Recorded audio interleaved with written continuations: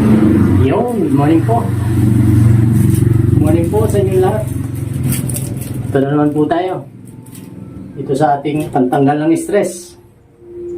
Pampalipas ng oras natin. So ito po yung ating tatapos ko lang po, halos katatapos ko lang gumawa ng another style po ng mini bonsai. Bali, cascade po ito. Cascade style. Cascade style mini bonsai. Ayan po. Tapos na pong i-wiring. Hindi ko na ito na videoan dahil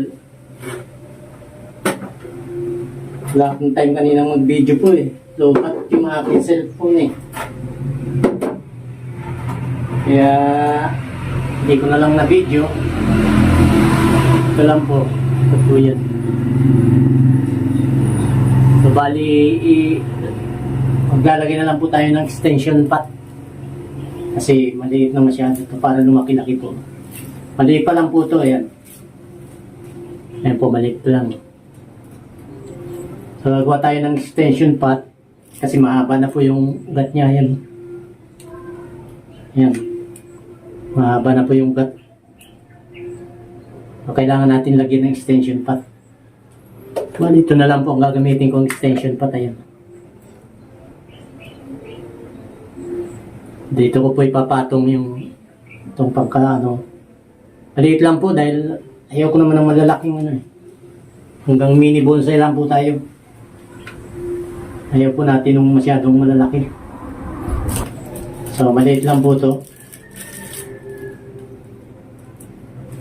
So, bali saka na lang po natin na ayusin ulit pagka nagkaroon ng mga bagong sibol na mga branch dito sa gitna. Sa pinakantrank niya, saka natin ayusin. Bali sa side lang po. Ako sa side lang muna. Kabilang side. Wala pa dito sa pagka nagkaroon po ng mga shoots, mga branches dito maliit. Pa-develop po natin yun para magkaroon siya dito sa gitna, dito sa pinakang trunk niya. Ayan po. Kaunting ayos na lang ito. Kaunting ayos na lang. Ito tulad nito, bawasan natin ito.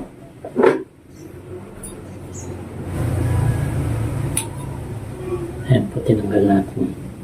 Bawasan. Patanggalin tayo natin yan. Parang pagka yung naka-settle na siya dito sa extension pot, saka natin babalikan. Sige po. Saka tayo ng extension pot. Ito na po yung mga medium. Meron na po tayo dito. Mix na mix ng river sand, mayroong rice hull. So ito po ang ating gagawin. Yan po gagawin natin medyo.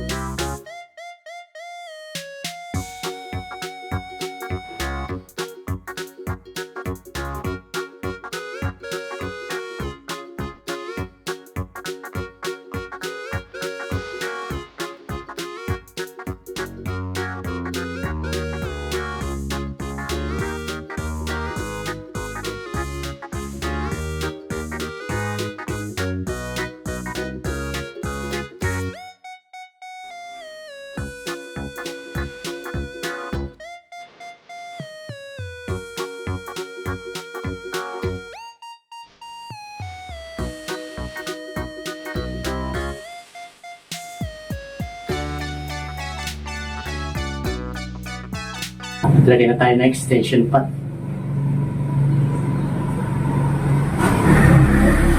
Sayang nga po rin isa na sa nga. Parang naputol siya eh. Pero sana dumikit pa. Para pandagdag na ano sa kanyang ibabaw na ano. Ayan po, yan.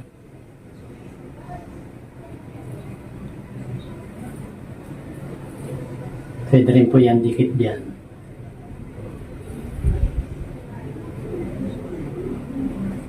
Pinukurang ko po yan eh.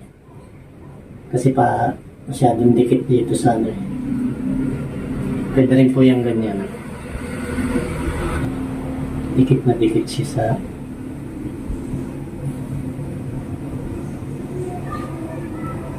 ayan o. Cascade style to. Ganito. Ano nating ma-develop ng gusto ito. Itong mga nasa ibabaw. Para pagka nagkaroon siya ng lumaki na siya, mapupormahan mo natin ng at least parang triangle dyan sa ibabaw. Pagka dumami ng sanga niya, pupormahan natin ng triangle. Sa ngayon, ganyan lang po muna. Ito lang po muna for the meantime. Saka natin pa palalakihin ng konti. Maliit pa po ito eh. Kaya kulang pa sa sanga. Ayan po. Patapos naman po tayong isa. Ayan. Hindi ko na lang po napakita yung pag-wiring kasi hindi ko napansin. Lobat pala yung cellphone ko. Sayang.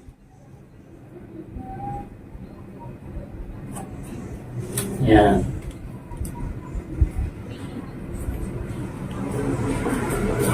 Pwede na po yung ganyan.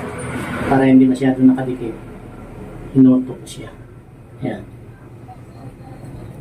Tukin natin ang pagkalan. Ayan po.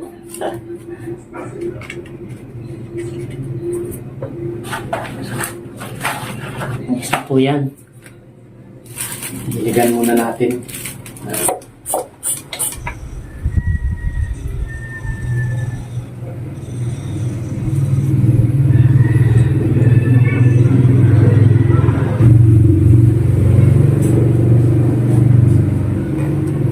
Cascade style.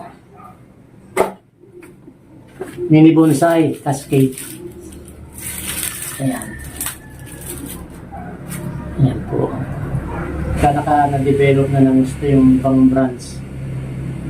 Nadagdagan. Lalago pa po yan eh. Saka natin na ayusin ng maayos na maayos. Ngayon, ganyan lang po muna. Ayan. Gawa na naman po tayo ng isang style. Ayan. Hayaan niya lang po natin lumaki-laki ng konti yung dito. Kanyang mga trunk. Para kasi lalaki pa po yan dahil mayroon ng extension eh. So ayan po. Katapos na naman tayo ng isa. Habang nagpapalipas ng oras, pagtanggal ng stress, ito lang po. Relax. Kung nagre-relax, nagpa-relax. Ayun. Ayan po. Ayan. Ayan po ang cascades. Wala pa po siyang sanga sa gitna. Kaya malinis pa po ito. Pero magkakaroon po sigurado yan ng sanga dito. Kaya may iporman natin ang gusto.